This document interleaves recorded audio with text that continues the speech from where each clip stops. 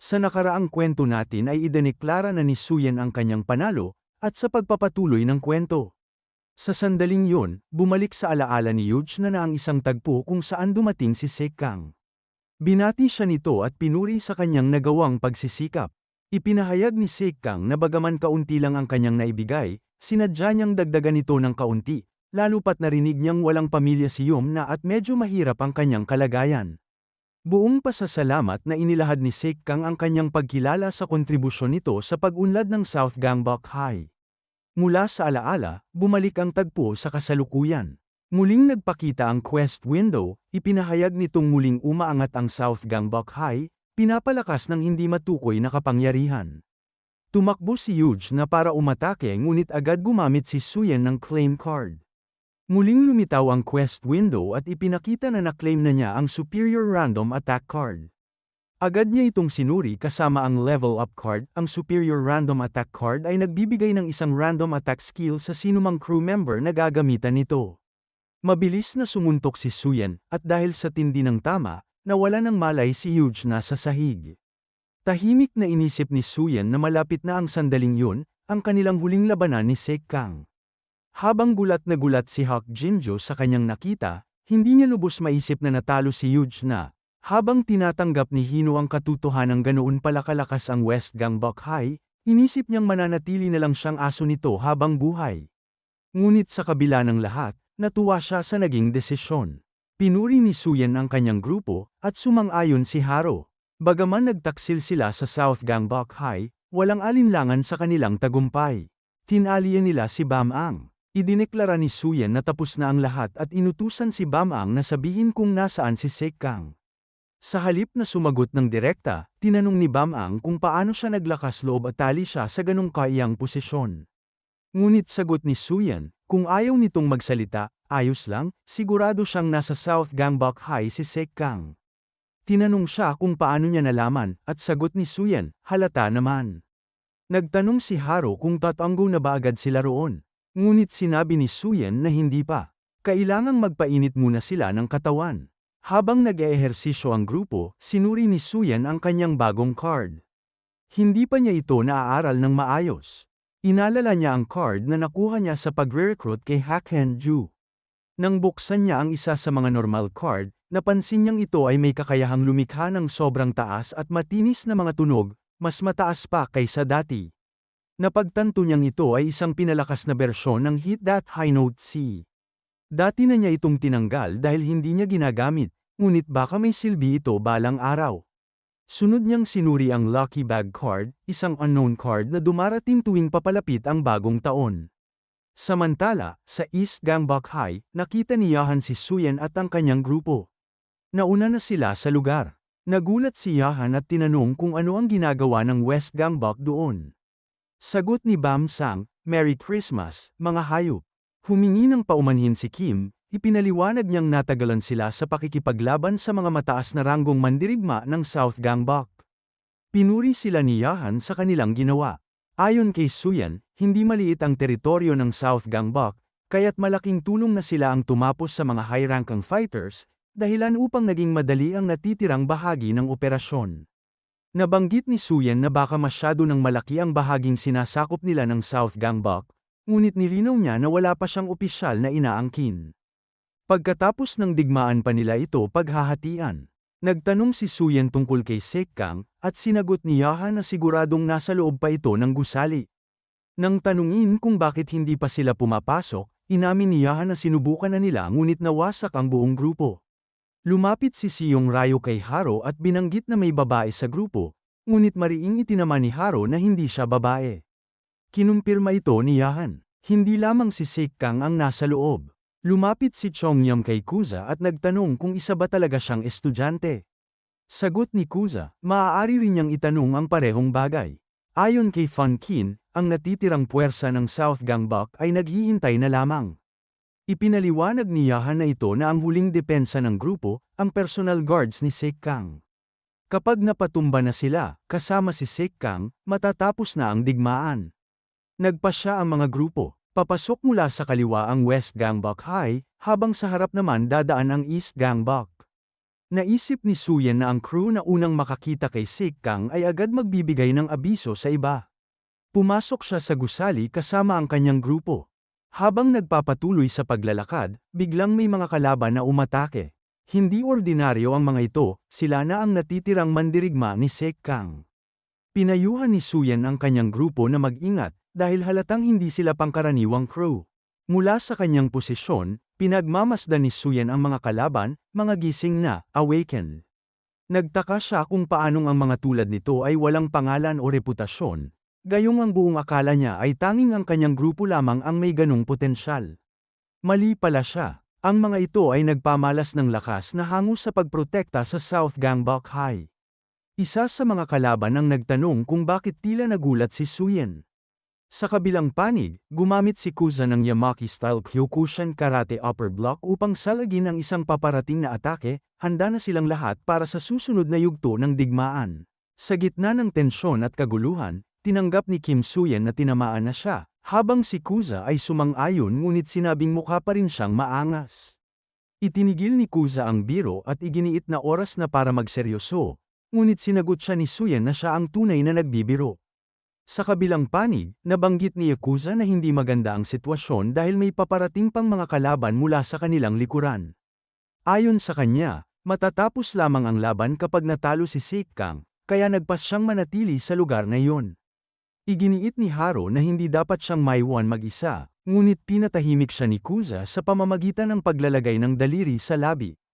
Hinawakan niya ang kamay nito at binanggit na tiwala siya na may plano si Kyuja, dahil alam niya ang tungkol sa pangalawang exclusive card. Sa puntong yun, nagpahayag si Kuza na maaari na siyang magpakawala ng buong lakas. Habang naaalala ang gising na anyo ni Kuza, napansin ni Suyen ang hindi kanais-nais na amoy ng hininga nito. Nagpaabot ang quest window ng abiso na ginamit ni Kuza ang El Diablo at isang normal card. Isang Yakuza exclusive El Diablo na nagpapababa ng lahat ng stats sa paligid, kabilang na ang kakampi, ng isang antas sa loob ng 3 minuto. Maya-maya, sinipa ni Suyen ang pinto at tinawag si Sik Kang, na tila wala ng ligtas na daan. Biglang sumugod si Dong Tak upang atakihin si Suyen at muntik na itong tamaan sa leeg. Ngunit dumating si Chang Gongyam upang pigilan ang kamay ng umaatake, at ipinaliwanag na kakampi nila ito. Hindi agad nakapag-react si Suyen, habang dumating naman si Yahan at nagbigay ng paumanhin sa maling pagkilala sa kanya. Ipinaliwanag ni Yahan na mataas ang tensyon dahil lahat ay naghahanap kay Sik Kang. Nang tanungin kung sila lamang ba ang magkasama, tumugon si So Yun Kim na ang kanilang ikatlong kasamahan ay abala sa natitirang bahagi ng South Gangbok High, katulad ng kanilang sitwasyon. Ipinahayag ni Yahan na walang saysay ang pahabain pa ang digmaan at kailangang matagpuan agad si Sik Kang. Ipinagkatiwala nila ang unang palapag kay Siden Ryo, samantalang iminungkahi ni Suyen na pagsabayin nilang linisin ang ikalimang palapag. Isang punk ang tumawa at nagsabi na wala roon si Sik Kang at ang lugar na iyon ang huling yugto ng South Gangbok High. Inihayag nito na matagal na silang naghihintay at umaasa na maghihiwalay ang kanilang mga kalaban. Samantala, abala si Yakuza sa pagbagsak ng mga kalaban nang biglang lumitaw si Sik Kang at sunggaban siya mula sa likuran. Napagtanto ni Suyen na mula pa sa simula ay nasa unang palapag na si Sik Kang. Agad sinabi ni Haro na kailangan nilang iligtas si Yakuza, ngunit iginiit ni Suyen na mas delikado si Sik Kang kaysa kay Yakuza, dahil sa kanyang kaalaman na si Kuza ang pinakamasamang kalaban na maaari nitong makaharap.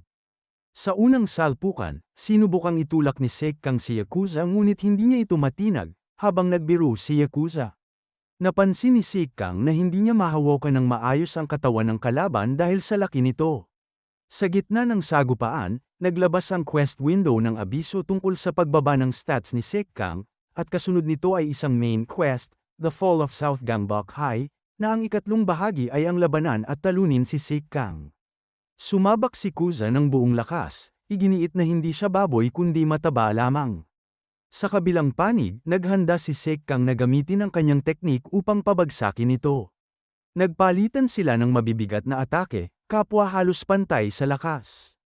Ipinahayag ni Sik Kang ang kanyang kagustuhan sa isang tuwirang labanan, habang mabilis at malakas ang mga suntok ni Kuza. Sa malayo, pinagmamasdan ni Suyen ang laban mula sa kanyang quest window at nakitang malinaw na lamang si Kuza. Naniniwala siyang nakatakda na ang magiging resulta. Gayunpaman, napansin niyang kahit tinamaan sa mahahalagang bahagi, nananatiling matatag ang katawan ni Sekkang. Muling umatake si Kuze gamit ang Yamazaki-style Kyokushin Karate Straight Punch, habang si Sekkang naman ay gumanti sa pamamagitan ng biglaang headbutt. Ipinaliwanag ni Sekkang na ang tunay na laban ay nakasalalay sa karanasan, at umangat siya bilang pinakamakapangyarihang tao sa South Gangbok High hindi sa sugal, kundi sa panalo laban sa mga katulad ng kanyang kalaban ngayon. Sa huli, muling sumugod si Sekkang, habang si Kuze ay naghahanda ng panibagong opens iba. Umaasang ito na ang pagkakataon upang tuluyang pabagsakin ang kalaban. Muling sumugod si Sekkang upang sunggaban ang binti ni Kuze, ngunit mabilis itong tinamaan ng malakas na sipa. Nadama ni Kuze ang matinding determinasyon ng kalaban na manalo, subalit iginiit niyang hindi siya maaaring matalo. Gumamit siya ng Yamaki-style Kyokushin Karate Crescent Kick at muling tumama ng mabigat. Sa tindi ng laban, kapwa nila ipinahayag sa kanilang kilos na hindi sila maaaring umatras, at sinundan yun ni Kuze ng Yamaki-style Kakushin Karate Brazilian Kick. Sa bawat galaw, malinaw ang pangako ni Kuze na tutuparin niya ang kanyang sinumpaan. Dumating si Ji Yun Lee, dala ang matatag na prinsipyo. Sa halip na samantalahin ang sitwasyon, tinanggap niya ang isang alok, kung sakaling magapi ang South Gangbok High, sasama siya sa kanilang panig. Nang kumpirmahin ito, binilang yun bilang unang pangako sa isa't isa. Buo ang loob ni Kuze na para sa kanya, tatalunin niya si Sekkang. Sumabak siya sa matinding atake, gamit ang Yamazaki-style Kyokushin Karate Spin Kick, na tumama ng diretso at nagpabagsak kay Sekkang sa sahig. Bagamat kinilala niya ang husay ng kalaban, isang kapinsalaan na wala itong pusong marunong magmahal. Sa paligid, nagtanong si Kuze kung tapos na. Ngunit nagpahayag si Sekkang ng balak na tawagin ang kanyang mga tauhan. Habang umaalis si Kuze at idineklara na tapos na ang digmaan, muling bumangon si Sekkang, naguguluhan kung paano ito nangyari. Sa isang mabilis na galaw, sinunggaban niya si Kuze at itinulak palayo. Muling nag-abiso ang quest window na muling bumabangon ang South Gangbok High, tila pinalalakas ng hindi maipaliwanag na kapangyarihan. Samantala, mabilis na tumakbo si Kim Suyen patungo sa unang palapag, kasunod si Haro. Ipinaliwanag niya na kailangan nilang makarating agad kay Kuze, habang iniisip ang kakaibang notification window na lumitaw. Habang nagpapatuloy ang laban, tumama si Sekkang ng mabibigat na suntok kay Kuze. Sunod-sunod na abiso ang ibinigay ng quest window, puno na ng matinding determinasyon si Sekkang, biglang sumiklab ang kanyang potensyal, at ginamit niya ang pick sa kanyang card. Sa unang pagkakataon, nabuo ang pangamba na maaaring mab-aigo ang quest. Bigla ring dumating si Yahan at tinamaan si Sekkang sa mukha, ngunit tila walang epekto. Mabigat ang pakiramdam ng lahat habang inihahanda ang sarili laban sa bagong anyo ng kalaban. Mula rito, nagsimula ang opisyal na laban. Sa isang pagbalik-tanaw, muling lumitaw ang nakaraan ni Sekkang. Nagsimula siya sa pagbebenta ng fentanyl para lamang magkaroon ng kaunting perang bulsa. Noon, isa siyang student-athlete na laging gutom, ngunit sa alok ni Bam Sang-jong, pinalawak nila ang kanilang gawain. Sa unay para sa kasiyahan lamang at dagdag na kita, hanggang sa lumaki ng lumaki ang negosyo. Sa paglipas ng panahon, napagtanto ni Sekkang na kumikita siya ng higit kaysa sa mga guro, doktor, o abogado. Doon niya inisip na wala ng dahilan para magpatuloy bilang atleta o mag-aral pa, dahil napakadali ng perang pumapasok. Muling bumalik ang tagpo sa kasalukuyan. Sa matinding hampas, tinamaan ni Sekkang si Haro at idineklara na ang South Gangbok High ay kanyang negosyo, at hinding-hindi niya ito bibitawan, anuman ang mangyari. Para kay Kim Suyen, malinaw na nagbago na ang kalaban, gising na gising. At ngayon ay parang isang halimaw. Sa gitna ng tensyon, tiniyak ni Suyen na kung makakapagtiis lamang sila ng 5 minuto, may pag-asa pa. Kumpirmado ni Yahan ang plano, sa loob ng 5 minuto, darating ang kanilang mga kasama. Nagpahayag si Kim Suyen na hindi yun ang tinutukoy niya, ngunit iginiit na kailangan pa rin nilang magtagal hanggang dumating ang tamang oras. Sabay-sabay silang umatake kay Sekkang, na agad nagtatanong kung talagang naniniwala silang may pag-asa silang manalo laban sa kanya. Sa isip niya, ang tunay na nagtatagal sa laban ay si Kuze, na inihalin tulad niya sa isang rhino. Matigas ang pahayag ni Sek Kang na sa huli ay wala silang madadatnan kundi kawalan ng pag-asa, at sa mata ni Suyen. Tila isang tunay na rhino ang kalaban. Mabilis na sumugod si Haro at tinamaan ng sipa sa mukha si Sek Kang. Nag-abiso ang quest window na gumamit siya ng kapoa. Buo ang kumpiyansa ni Haro na hindi siya matatalo sa bilis, at inisip niyang kahit gaano katibay ang katawan ng kalaban, hindi ito makakayanan ang tama sa isang mahalagang punto, gaya ng pilantik ng paa sa sentido. Sunod-sunod niyang ginamit ang mga sipa upang tuluyang pabagsakin ito sa isang bugso ng atake, ngunit nasalo ni Sek Kang ang kanyang paa at ayon sa sariling panlasa, hindi niya gusto ang labaang may halong mahinang galaw. Agad niyang itinapon si Haro palayo. Sumunod na umatake si Suyen gamit ang Yet Bayep Tijan at Marap Chigi. Inamin ni Sek Kang na matagal na niyang gustong makaharap si Suyen at ngayon ay nahuli na niya ito. Para sa kanya, dito nagsimulang magulo ang lahat mula nang dumating si Suyen, at ngayong oras na upang tapusin ito. Sa gitna ng tensyon, tinamaan siya ni Suyen ng biro tungkol sa mabaho nitong hininga. Naglabas ng abiso ang quest window na gumamit siya ng Hit Those Super High Notes card, na tumama ng malakas sa pandinig ng kalaban. Alam ni Suyen na matibay ang katawan ni Sek Kang, ngunit hindi ganoon ang pandinig nito. Mabilis na sumugod si Suyen, tinawag siyang halimaw, at tinamaan ng suntok sa mukha si Sek Kang. Nakapag-react ito sa oras at gumanti rin ng suntok.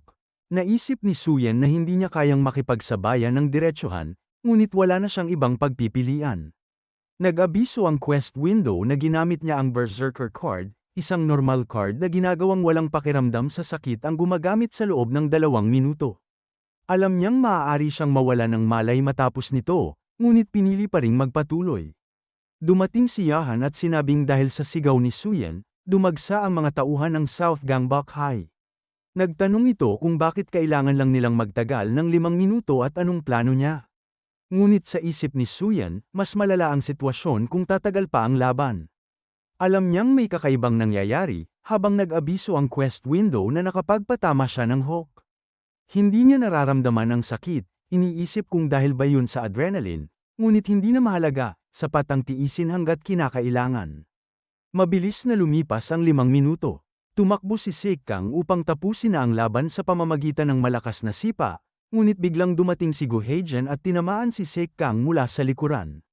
Sa pagbagsak ni Suyen, alam niyang dumating na ang kanyang mga kasama. Gayunman, nagbigay ng babala ang quest window na bilang parusa sa paggamit ng Berserker card, mawawalan siya ng malay sa loob ng 40 segundo. Sa kabila ng pagdating ng mga kasama, tumawa si Sek Kang, tinutulig sa ang plano ni Suyen at tinatanong kung yun lamang ba ang dahilan ng kanilang 5 minutong pagtitiis, para hintayin ang mga halos bagbog na kaalyado. Ngunit para kay Suyen, yun pa lang ang simula. Muling tumingin si Suyen sa quest window, iniisip kung ano ang susunod na dapat gawin. Kahit na natalo na nila ang mga mataas na ranggong mandirigma, marami pang oras ang natitira sa laban. Sa isip niya, maaari niyang gamitin ang pagkakataong ito at sinuri ang isang normal card na tinatawag na Mirror Call, na kapag nagamit ay ibinabalik sa laban ang lahat ng kasapi na hindi na makipaglaban, kasabay ng pag-restore ng kanilang stamina at dagdag na stat sa loob ng 1 minuto. Nasa 51 minuto at 32 segundo ang natitirang cooldown, ngunit bumaba ito ng 1 linggo. Ginamit ni Suyen ang Mirror Call card, at nag-abiso ang quest window sa paggamit nito. Walang pakialam si Sek Kang sa milagro na tinutukoy, at iginiit na kahit magbalik pa silang lahat, walang magbabago, nananatili pa rin sa kanya ang South Gangbok High. Ngunit para kay Kim Suyen, magpapatuloy ang laban hanggang sa tuluyang mabagsak ang kalaban. Sinuri ni Kim Suyen ang Level Up card na Superior Random Attack card, isang uri ng card na kapag ginamit sa isang kasamahan ay nagbibigay ng isang random na attack skill. Kasunod nito, tiningnan din niya ang isa pang attack card, ang Arnis, na nagbibigay sa gumagamit ng kakayahang gumamit ng Arnis, isang tradisyonal na Pilipinong martial art na nakatuon sa labanang gamit ang armas. Agad na nagpaalam ang quest window na ginamit niya ang CES, at nagsimulang paulit-ulit na umatake kay Sek Kang. Kasabay ng muling pagtitiyak na gaya ng sinabi niya, ngayong araw ay babagsak ang South Gangbok High.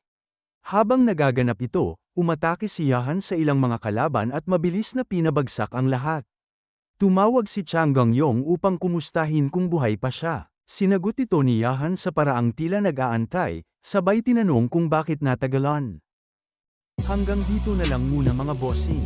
Kung gusto mong subaybayan ang kwentong ito, mag-like, comment, at subscribe at i-hit mo na rin ang notification bell para ikaw ang unang makapanood pag may bago tayong upload.